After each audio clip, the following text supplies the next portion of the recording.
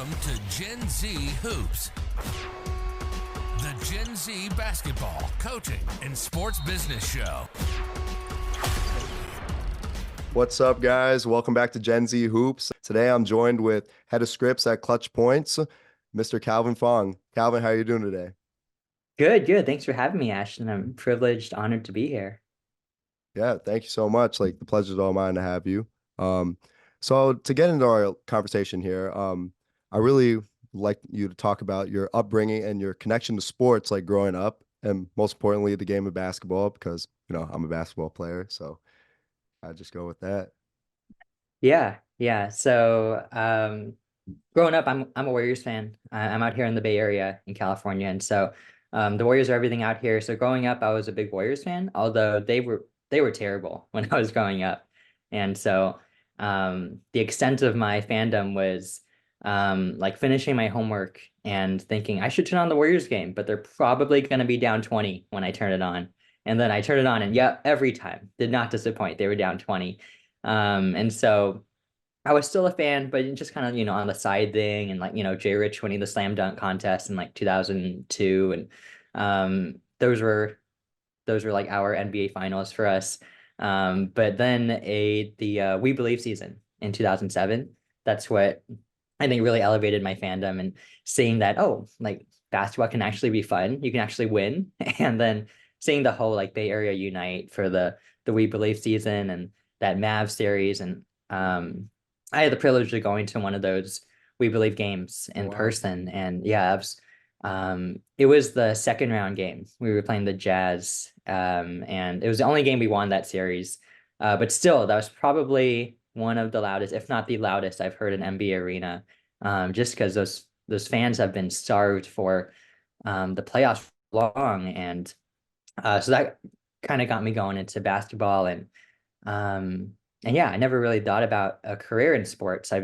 My mom's a teacher, and so I became a teacher after college. But here we are. Yeah, most definitely. Those teams were really fun to watch. I agree. I go on YouTube all the time. Steven Jackson and Matt Barnes Oh also yeah, talk about it on their podcast all the yeah, time. yeah. I believe they had Dirk Nowitzki on recently, and Dirk Oh was yeah. like kind of like trash talking them, saying like, "Man, I just didn't want to play you guys in that series because there's always that one team in sports that a one seed would get like challenged by. We saw it last year with the Milwaukee Bucks and the Miami Heat. Right, That right. was that was great for me to Yeah. watch. Big Heat fan here. Yeah, yes. But did you ever Yeah. play basketball competitively at all? Like, did watching those games as a kid ever make you want to go out there, like lace them up, get out there on the court and compete? Oh, it made me want to, yeah. But whether I was actually able to, I'm not very tall, and I wasn't very good. So playing intramurals in college is the extent of my competitive basketball experience. Um, so if you count intramurals as playing competitively, Oh, then I yes, count I it. did. But okay. I count it. I go to some of those runs sometimes down at our field house, Bristol Field House. The football guys, we even have there's just athletes all around this place that Nice. really Yeah. competitive, It can be, like the yeah. trash talk, the physicality of the game. I mean, I love it. I love playing with those guys down there. I get to work on my game all the time down there. So, of course, I'm going Nice. to count Yeah. intramurals, of course. Yeah, one time I was playing a guy, and there were rumors around the gym like this guy had played for an international team Whoa. before, like one of the smaller countries in Asia. Hmm. And so like I asked him like on the call, like, you actually played for them? He said, yeah, I did. And he told me a little bit of his story, and then the game, like I knew he kind of wanted to like show off, and like he's heads and shoulders above the rest of us, right? And so Right. I think I knew that he would like go for that behind the back pass for someone on a fast break, and I was ready to jump on it, and I was sitting on it. And then he made the move, and he was going behind the back, and I jumped it, and he did a, I don't know, like around the world. Like he brought the ball all the way around, and like just completely broke my ankles. And so that's my claim to fame, is getting my ankles broken by an international team player. That's the extent of my basketball That was career. your welcome to the league moment right there, man. Yes. Yes, for sure. So, going back to like the topic of you being a sports writer, as we just previously talked about, before, like when you joined the meeting, I told you about how I always like admire journalism, like Ernie Johnson, Kevin Harlan, Mike Breen, guys like that. And I've always just really interested in it. Like I know you told me previously that you worked on the YouTube channel NBA Insider as a documentary scriptwriter. Can you like talk a little bit about that? Yeah, yeah. Well, I think you'd have to go back to how I got into sports writing in the first place. Because I Oh was yeah, a sorry. teacher for yeah, no, no, I was a teacher for 6 years, and I never once considered working in sports. Um, and it wasn't until my wife got pregnant with our first child, and I'm a night owl kind of person. And Mhm. so when she's pregnant, like she's tired more often and she would sleep really early. And I'm just looking for something to do at night other than like pop in a movie or a TV show or something. And so I thought, what if I like write about the Warriors? Like, Right. is that possible? And so I started looking into like Warriors blogs, and I applied to a couple of them, and Fansided's Warriors blog said yes, like sure, come on in. Like here, I gave them a sample, and they said sure, come on. And so um, I would teach during the day, and then I would do some sports writing about the Warriors at night. And I had no experience with any kind of sports writing or anything like that before, so it was just a learning experience. Right. And so from there, I would like hop to a different blog and hop to a different blog, and I would be looking on um, like Indeed or Upwork or these job sites of anyone needing like a freelance sports writer. And one of them that I came across was what you mentioned, this YouTube channel Right. called NBA Insider. And so I reached out to the head of the channel, and we got to talking, and he explained everything that he's trying to do with his sports documentaries. And he publishes like 20-minute YouTube videos Wow. on like a deep dive into a player story. Oh, And so I came on as a scriptwriter for him, just as like a freelance thing. And yeah, I got to tell stories and write these like 20-page scripts for, I think I did Yao Ming, Allen Iverson, Muggsy Bogues. okay. And I had a lot of fun because it was doing like super deep dives. Like I think I read a book just to have enough info on Yao Ming's upbringing to be able to tell that story. And just for this one script. And so that kind of got me into that storytelling mode. And I really enjoyed telling those stories about those athletes, which kind of translates into what I'm doing now at Clutch Points. Well, definitely. Definitely. That sounds like an amazing opportunity, especially to get you started on your career path. Can you talk a little bit about how the job opportunity from Clutch Points like presented itself? Because like I follow that account on Instagram. It's always popping up in my feed whenever I need to like find some news about like a player or a team that I'm really intrigued in. I always look at Clutch Points. So can you explain? Yeah. Yeah. So when I was looking for different blogs to write for, and I started out at Fansided, and then from there I went to another blog. Um, Fansided, I was just writing for free because I was just super happy to be able to be a sports writer and have my stuff published. And then another blog approached me and like, hey, we'll pay you like a couple pennies to write this. And so I worked at another blog for freelance, and then Clutch Points approached me and said, like, we've seen some of your work. Would you be interested in coming on as a freelance editorial writer? That's amazing. And I said, sure. So um, I started working, same thing. I'm still teaching during the day, and then during the nighttime, I'd be writing for Clutch Points. And that was it for a little while. And then they approached me and said, hey, would you want to come on to our video side? Because we're kind of building out our video team. And like you can keep your job as a teacher for now, but like we have this video team. Would you want to come on as a video script writer instead of being an editorial writer? Because we're looking for video script writers. So I came onto the video side, and then that turned into like a part-time kind of job on the side. And then when they had a full-time position open up, then the opportunity arose, and I decided to leave teaching and work full-time on the video side. Oh wow, it's amazing. Which side would you say you like more? The job as a video script writer or the editorial writer? I think now I like the video side more. I definitely still like writing. and I like writing articles, editorials, and I still love that. But the video side has a unique aspect, in that you can be a little more creative with it, because it's both what you're saying in the video and what's on screen. So you can be a little bit more creative with what you can do. And so I enjoy the storytelling on the video side. It also has to be more like faster paced than an editorial and an article. And it's got to be like more punchy, more engaging. And so I like that aspect of it. Is the process like the same as it was when when you were doing the work with NBA Insider, or is it like totally different? A little bit different now because with NBA Insider, I was writing these like 20-page video scripts, and Right. I could go deep into someone's story. Whereas now, I'm working for I publish videos for like Touchpoint's social channels. So the videos go on like TikTok, YouTube, Snapchat. All And over. so these, yeah. So these are like fast-paced, like 1 minute to 1 minute 30 videos that tell stories. So no longer the 20-page scripts that I used to do. But now it's got to be um, really, like I mentioned, punchy, engaging. You've got to hook the viewer in those first like 5 seconds.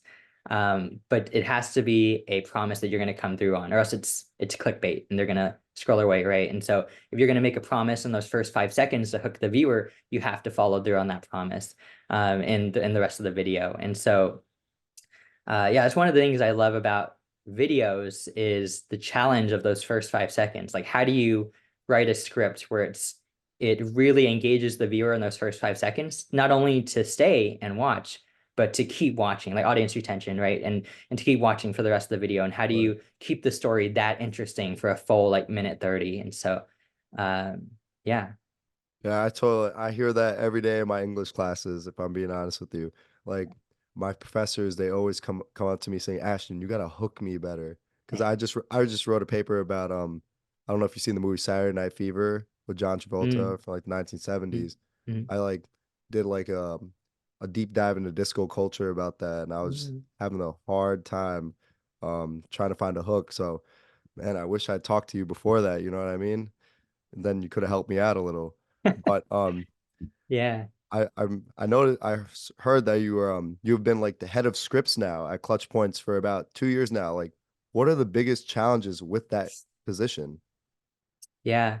Um, yeah, I guess head of scripts is the title technically. My role has kind of been all over the place. So I Um, guess biggest challenge, I don't know if it's a challenge, but being adaptable and wherever they need me. And so my role has changed from being just a script writer to then being an editor of scripts to then being like a producer to then being like a head of specifically Snapchat and our like 7 or 8 shows on Snapchat and now I help produce videos on like TikTok, YouTube, and continuing to head the Snapchat stuff. And so it's kind of been all over the place, just really wherever they need me to be. At one point, I was helping write their animated web series. We did like an wow. NBA web series called The Association, and I'm just helping write for that. And so doing whatever, I guess being adaptable, being ready.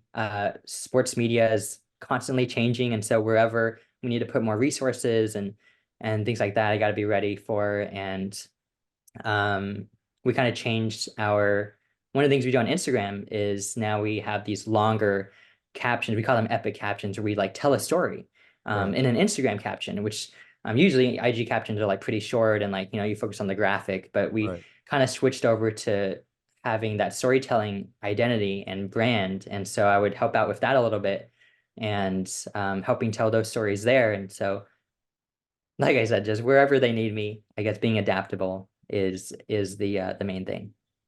I've actually seen that those long captions. I Yeah. think I saw a post that you guys put out about Duncan Robinson, like Mm. how he's having like a not like really a breakout season, but like a bounce back season in a way. And you guys put in the stats about like his shooting lows, his percentages, how they were dropped like those last 2 years prior. But this year, his percent, I think he's shooting like close to 40 something percent from three now. And then you guys put out like the whole story behind it, like saying like why he was out of the rotation, I think, and how he got back into the rotation. How long does that usually take to write though? Yeah, some research definitely needed and telling that bigger story. I think that's something that we kind of wanted to focus on and Uh, and shift to is that storytelling. And So it does take a little bit to write, because we're not like just reacting to like one game or one play that happened, but I kind of want to tell the bigger story. Like you mentioned with Duncan Robinson, right? Like telling Yeah. the bigger story of what's happening there. And so seeing that bigger picture, doing some research and like things that have happened like in the past, the season before that. So it takes a little bit to write, but then and we have some good social editors that write those now. And but even though it takes a little bit longer to write than like typical IG captions, I think the payoff is worth it, and we're able to tell some good stories. Yeah, totally agree.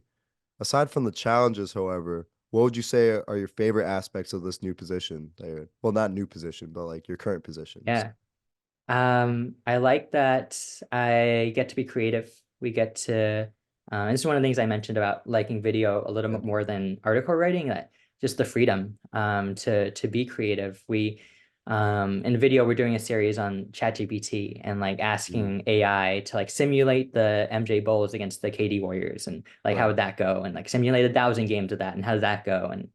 And so doing that for video. One of my favorite projects that I've worked on is I had a video, I think a few months ago, that just follows Steph Curry's phone screen of what it would have looked like over the summer, because he had like a wild summer. So like who would have messaged him? What would he have watched on his phone screen as he goes through like all these events of like the celebrity golf tournament and like being on Hot Ones and Mm. his underrated documentary coming out. And so all these things that are coming out, like what does that look like on his phone screen? So that's one of our videos where we have no voiceover and it's just all like things popping up. And I don't know if you've seen the movies like Searching, Missing, Unfriended. There are movies that have Yeah. like the whole thing takes place on screens. And so that's kind of what we did with the video. And so having that creativity, and uh, a while ago, I think last year, a couple years ago, we did movie trailers for Oh, wow. teams' upcoming NBA season. And we did it in the style of like a Mission Impossible trailer for the Clippers' upcoming season. And so I think one of the things I really like is getting to be creative and have those ideas and not be boxed in how we bring content to sports fans. Yeah. And so yeah, that's one of the things I really like about it. Yeah, it's more of like a fun, engaging type of way. You get to be more Yeah. personable with your Yeah. Hmm. audience. Totally agree. That's amazing. Um, so like now that you're the head of scripts now, what more do you aspire to do in your career? Is there anything in particular that you would want to accomplish? Because you're so young, like there's so much more to do in life. You know what I mean? Yeah. Yeah. I wish I had a good answer for you. Like this is my goal in the sports media world, and I really want to get there, but um I don't really, to be honest with you. I thought I'd be working in education for my whole life, just a few years ago. And so to be here and working in sports and to have fun while doing it. And I've had the privilege of interviewing. I've talked with Drew Holiday. I had a Wow. short interview with Sabrina Ionescu and like Spencer Haywood, the NBA Hall of Famer. And so I've had privileges that I would have never had before. And so I guess my goal would just be to do the best that I can wherever I'm put, wherever they need me. Um, so that's just my career goal now, just to do my best wherever I'm needed. I totally agree. My college coach, Coach Thompson here at Hobart, he always tells us like focus on the here and now, where your feet are. You know, we're 7-0 right now. He doesn't Nice. want us to like he doesn't want our minds to wander. And when we're in practice, be present, Yeah, focus on what's going yeah, on. And then when we're for in the sure. classroom, focus on that. So I like that's like a connection that like what you've been like talking Yeah, about yeah, it's a good right now. mindset That to have. Yeah. you seem really locked in on like everything that everything you've been doing since you were a teacher. And I'm just I'm just in awe. Like, man, that's amazing. Like all the writing that you've done over like in a short amount of time too, and like how fast you've been able to move up in the ranks. But now I've been waiting for this. Like, have a little fun. So, are there any like early predictions for the NBA playoffs? What do you think? What do you think going forward? Who's winning the NBA championship? Well, the homer in me wants to say that the Warriors are going to turn it around, and Clay's going to get back to his form. Wiggins is going to get back to being who he is, and the Warriors are going to win it all. But I think realistically, I think we all know that's probably not going to happen. So, uh, I'm I'm interested in seeing how the Timberwolves do in the playoffs. Like They're still they the have like number a one really good seed. defense. Yeah, yeah. And so and it's their defense that defense travels and defense as well in the playoffs. So I'm Exactly. curious. I don't know if this is their year to win it all, but if I had to pick one, I'd probably go Celtics. I Celtics. think that That's a yeah, solid pick yeah. every year. I've had a high view of the Celtics since they played the Warriors in that 2022 finals and then adding like Porzingis, Drew Holiday, and so I'd probably go Celtics. Think this might be their year. That's not a bad pick. I don't know. I'm like, if I say the Miami Heat, everyone whoever watches this is gonna think like I'm biased and like I don't know what I'm talking about. So I might go. I don't know, like how the Lakers have been playing in that in-season Mhm. tournament. Yeah, This yeah, LeBron James like not slowing down. He's gonna be like 39 years old at the end of this month. And then Anthony Davis having that 41 and 20 game. I don't yeah, think that's a bad pick. Like the role yeah, players, everyone's coming. Gabe Vincent is coming back. He's gonna be healthy. He did wonders for the Heat last year. I think he can be like a good backup point guard for D'Angelo Russell. I just see them matching up really well with like teams like Denver who goes big at times because they have yeah, all those yeah, they have the depth at the center position. And then of course they have LeBron. He's not slowing down anytime soon. In term yeah. Motivated LeBron can do anything. Yeah, for sure. I don't know how he's doing it though. Like Father Time is might lose this one, he said. I don't know. Yeah. In terms of like the rookie of the year debate, however, who do you have winning it? Wemby, Chet. I mean, I have Chet on my fantasy basketball team, and he's doing wonders for me. He's And amazing. so, yeah, I think it'd probably have to go to Chet. I mean, it's just still a long way to go in the season, right? Yeah, But definitely. um, Like early Chet predictions has, though. yeah, yeah, Chet has better pieces around him, and OKC, um, what are they? Are they like the 2, 3 seed right Think now? they're I the don't even three know. seed right now. 3 seed? Okay, I think. okay. Pretty sure. And so I think Chet's probably going to end with better stats than Wemby. Better win-loss And percentage as well. true, true, yeah. And Chet's had a year to learn already from NBA guys, just Yeah, sitting out definitely. last year. And so I think that's helping him a lot. So I'd probably go Chet. Yeah, when I saw him at Summer League, he was the best player I saw there by far. It was Mm, insane.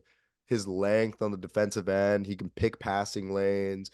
Like his arms are so long that like when he jumps, his like arm was like at the top of the box in the backboard. He probably had like 5 blocks that game I watched and like close to 30 points. And he was running the point, playing big. It was insane. But like yeah. Yeah. I saw a again, lot of people wonder yeah, how skinny he is. Like, would that translate into the NBA if people push him around? But yeah. I think we're seeing that he's utilizing his skill set perfectly. I mean that's like what people say about rookies every year. Like you go back Mm, to like LeBron, seeing like how he looked in that baggy jersey, that baggy Cavs jersey, yeah. that first Yeah. game in Sacramento. People were like, oh, if he like matches up with who is a big of that, like Antoine Jameson or someone Mm. like that. Like when he played for the Wizards, like if he matches up with him, like Antoine will like push him around, but LeBron like quickly like proved that wrong. Yeah, it's true. How do you feel about Jaime Jaquez? I'm sorry. How do you feel about Jaime Jaquez in the Rookie of the Year race? Oh The shoot, I don't even know who Jaime Jaquez is. Really? The Oh, guy, oh, oh, oh, oh. I do know. I do got know. the guy in the Okay, Heat. I've seen headlines. I've seen headlines. Yeah, yeah, on the Heat, on the Heat. Okay, okay. I haven't been following on like outside of like big storylines. Yeah. Mostly the NFL has been kind of my focus this year Oh, with definitely. storytelling videos and stuff like that. So the NBA this season has been a little bit on the back burner, and then combine that with the Warriors doing terribly. And so Oh, so it's like I know sorry the about big that. headlines, but I haven't been Sorry about that. following as closely as others. But yeah, I have seen Jaime in some of the headlines. Yeah, I've heard he's doing well, but I don't know too much. You tell That's me, what do you think of him? ooh, I think he's an amazing player. Like from a rookie to like play those bigger minutes at the four he plays at the power forward position. He's playing like he plays exactly like how Jimmy Butler plays, but like of course there's still like he's not like at the same like level as Jimmy Butler, but like you see like Mhm. flashes of it and glimpses. He he plays like more like a veteran style player. Like you can really see like the 4 years that he's like spent, the 4 or 3 years that he spent at UCLA, like really did wonders for his Mm, development. And he's so athletic too. He can play both ends of the floor defensively and offensively too. Shoot it. I really like his game a lot. I was like a little skeptical adding him to that Dame trade. I'm glad we yeah. didn't. Like, I'm not gonna like bad talk Portland, but like I'm just saying, like I'm just glad we didn't. I'm just glad we Yeah. didn't. Yeah. I know we were talking about this before the call started, but how do you feel about the Dame trade and Dame not going to Miami? Oh man. You know, you always want that star player to be on your favorite team, you know what I mean? Because then the hype's gonna be around you, all the media's, you're gonna have like stuff to post on your Instagram story. But I don't know. I feel like the beauty of the Miami Heat is like their development, like how they develop these undrafted guys. Like we see Duncan Robinson having a breakout season or like a bounce back season, as I said before. Caleb Martin, what he did in the playoffs last year and like taking on a bigger Um, role. yeah. Um, what Gabe Vincent and Max Strus did for the team last year. And now we see like Haywood Highsmith, another guy Yeah. who's still on the Heat. I just feel like how they develop their role players is just greater than bringing in a star. Because at the end of the day, I feel like the playoffs is about like how well your role players play. Because like as you Yes. said, defense wins championships. You know what I mean? Like Yeah. offense can win you games in a series, but like at the end of the day, defense is what's gonna win you championships. Like that, like the We Believe Warriors did that, as we talked about earlier. You know what I mean? Yeah. Yeah. Though their I don't know if their defense was amazing, but yeah, their their offense was pretty fun to watch. But I mean, yeah, they locked up Dirk. Dirk said like they yes. gave him Yeah. problems, and Dirk was like, True. he was That's MVP true. that year. Yes. Yeah, Yeah, he yeah. was the They MVP had that Don year. Nelson who like he drafted Dirk, right? And he knew all his tendencies, all his moves, all his favorite plays. So yeah, they had perfect Yes, recipe to stop Dirk Dirk for talked sure. about Yeah. that. Dirk talked Yes. about that on the No Smoke podcast with Yeah, Stephen yeah. Jackson and Matt Barnes. And you said that the NFL is like mainly what you've been paying attention to. How do you feel about Yeah. that Kadarius Tony call from the other night? Yeah. How do you feel about Yeah, that? I thought it was weird that Andy Reid said that, the refs usually alert them. So I'm curious on how much refs alert coaches Yeah, on flags that they're gonna call and how much some of it is just like this just happens, that's a flag, obviously. So I don't know. Obviously it happens some because Andy Reid is talking about it that refs do alert coaches that, hey, you better stop doing this or else we're gonna call it. But I mean, I've seen the clip. He was lining up yeah, he was offside. offside. Yeah, so which yeah, I think Andy Reid would admit that, but he's also saying like refs should have told us. So I think that's fascinating, but yeah, I mean if he's offside, that's got to be called. So I mean NFL ref to be an NFL ref is so tough because things happen so fast and you're gonna get a lot of calls right, you're gonna get a lot of calls wrong, and Right. people are It's gonna call also for a your head huge after field. every yeah, yeah, and so. Yeah, I think it probably should have, if it was offside, it should have been called, and Yeah, it definitely. was. I'm like I like Patrick Mahomes a lot. Like I've been a fan of his since like he was at Texas Tech. But Mm, like I don't know, I like how he was acting like after the game. Like when he wins, like Josh Allen, like he would come up, like, dap him up, like show him love. yeah, Like I don't yeah, like I was like, man, like don't complain about it. Like it's just a regular season, you go like win it in the playoffs, like you're fine. I don't really yeah, feel like he's gonna face yeah, like a lot of backlash from that. And then Travis yeah. Kelsey, like, yeah, it Mhm. would have been like a highlight play of his career, but like I don't really think like mentioning that like to Josh Allen and in that sort of manner was like the right way to go. What do you For think? sure. Yeah, yeah, I agree. Could be a lot of just frustrations boiling over from the Yeah. season too, and what was that their fifth Like the loss, fourth yeah, loss? they Yeah, something like that. lost like three in a row, I think, like 3 weeks in a Mm, row. So like yeah, I know. And they were in position to win like each of those games too. Their offense yeah, just hasn't been clicking as of late. I don't understand why. Could it be the receivers? What do you think? yeah, yeah. It could be. Yeah, from what I've seen on the Chiefs, Mahomes is going to be Mahomes. So yeah, it could be the guys around him. And I know Tony's had his issues in the past, and Yeah. but in the playoffs, I mean, I don't know if they put it together at least a little bit. You can never count Mahomes out. So He's also this is the best defense I believe he's ever played with as well. And they re-signed mm, Chris Jones. but it's just like the offense. Like he doesn't really have a number one receiver right now. I think it's like Sky Moore, Kadarius Toney, and Yeah. then and Rice, I think his name is. Mm. I'm not sure, but we'll see what happens. But thank you so much for being on the show today. I really appreciate it. Like you sharing your story on this platform. It's all about sharing the stories of those who work in the sports industry. Like you could be a GM, you could be a writer, you can even be a manager. Like everyone has an important story to be told, I believe, and every story is valued. Yeah, absolutely. Thanks for having me on. Really appreciate that. And best of luck to you in your basketball career. Thanks for listening to Gen Z Hoops. Make sure to follow, like, and subscribe on Instagram, LinkedIn, and all major social media platforms at Gen Z Hoops. You can tune in and subscribe on Apple Podcasts, Spotify, YouTube, and every other podcast platform on the planet. Get ready for the next episode.